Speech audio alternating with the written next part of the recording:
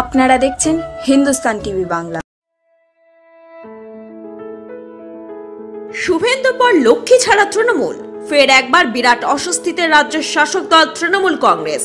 এবার মন্ত্রিত্ব ছাড়লেন হাওড়া জেলা তৃণমূল কংগ্রেসের সভাপতি তথা মন্ত্রী লক্ষ্মীরতন শুক্লা।